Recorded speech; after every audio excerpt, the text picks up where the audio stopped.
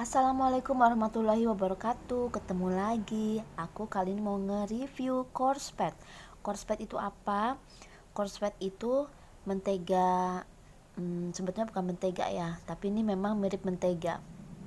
Jadi ini adalah shortening. Kalau di video sebelumnya aku udah jelasin mentega putih itu shortening. Ini juga sama, tapi Corspet itu warna kuningnya itu lebih pucat ya. Kuningnya ini kuning pucat. Kalau ditekan itu lembek, tapi dia tidak akan meleleh, betul-betul padat. Ciri-ciri shortening itu kan sudah eh, dipadatkan, artinya tidak ada tambahan lain dan rasanya pun hambar ya. Sama seperti di video sebelumnya itu saya review mentega putih, itu rasanya hambar dan cenderung lebih padat, tidak meleleh, tidak ada kandungan airnya kalau kita letakkan di suhu ruang. Nah teman-teman, katanya nih sependek pengetahuan saya di Indonesia ada dua jenis Corspet. Yang pertama yaitu shortening pastry atau pastry margarin.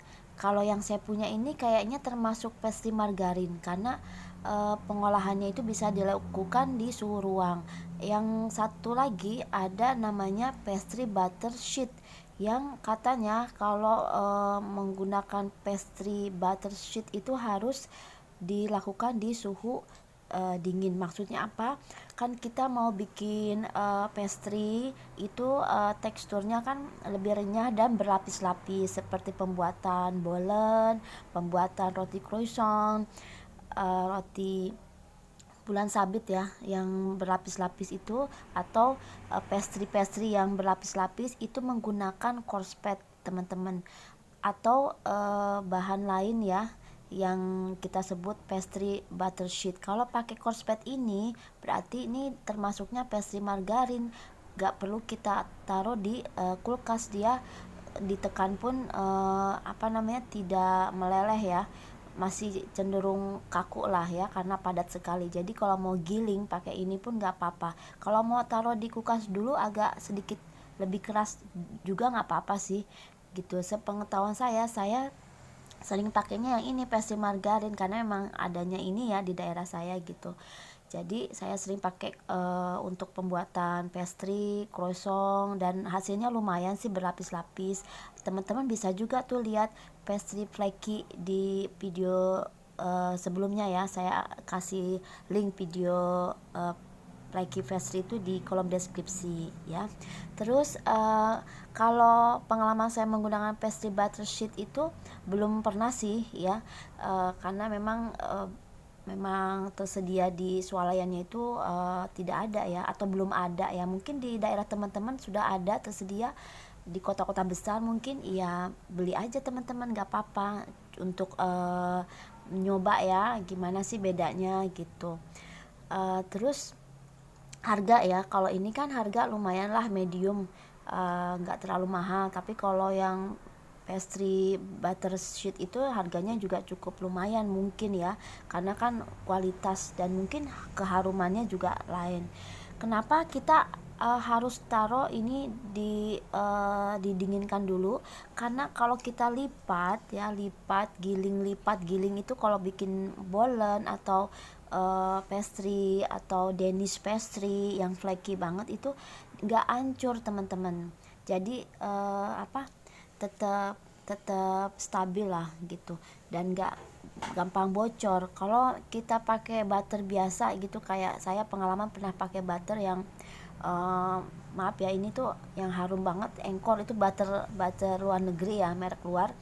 Itu pas saya pakai bocor teman-teman pas saya giling gitu kan. Jadi harus taruh dulu di kulkas, di freezer, kalau udah keras baru kita giling. Tapi kalau sudah agak anget-anget dikit tuh suhu ruang meleleh dia, jadi gampang bocor. Makanya kalau pakai Corspet kayak gini tuh lebih lebih aman lah, karena kan dapurnya nggak ber AC teman-teman ya. Kalau teman-teman dapurnya ber AC dingin ini, makanya kalau di luar negeri kan musim dingin ya, musim dingin itu kan cenderung suhunya memang dingin banget, jadi cocok lah gitu.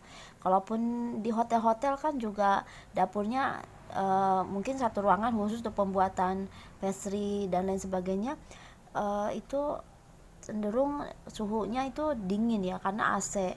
Itulah gunanya kita pakai pakai mentega seperti ini atau coarse fat ya, shortening, istilahnya shortening coarse fat atau butter sheet pastry itu untuk membuat menggiling adonannya itu tidak gampang bocor gitu.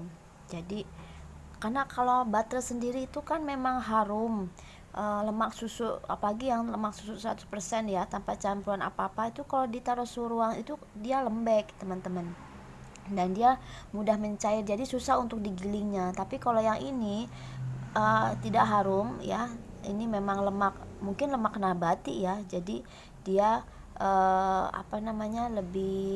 lebih mudah untuk digiling. Kekurangannya sih itu aja, nggak harum sekali. Tapi kita bisa loh antisipasi, kalau pengen ada wanginya itu ya di adonannya itu campurkanlah butter. Kalau kita pakai tepung 250 gram, butternya 3 sendok makan, itu nanti juga harum teman-teman ya. Jadi butternya kan yang mudah meleleh itu kita campurin aja di adonannya gitu. Baru pas nanti kita lipat giling, kita sisipkanlah coarse fat seperti ini. Selain untuk meminimalisir harga ya, premium lah ya, tapi tetap enak gitu, dan hasilnya pun maksimal berlapis-lapis gitu teman-teman. Oke teman-teman, kalau kalian suka tonton video ini, terima kasih yang sudah subscribe. Yang belum subscribe silahkan di subscribe, karena saya suka sekali menampilkan bahan-bahan untuk pembuatan bakery, makanan dan lainnya, karena kita butuh sharing ya. Saya juga kalau mencari-cari bahan-bahan yang untuk pendukung makanan, bahan makanan itu lumayan dengan video ini ya, terbantu. Silahkan tonton video di link deskripsi di bawah ini untuk melihat bahan-bahan pendukung lainnya. Thanks so much.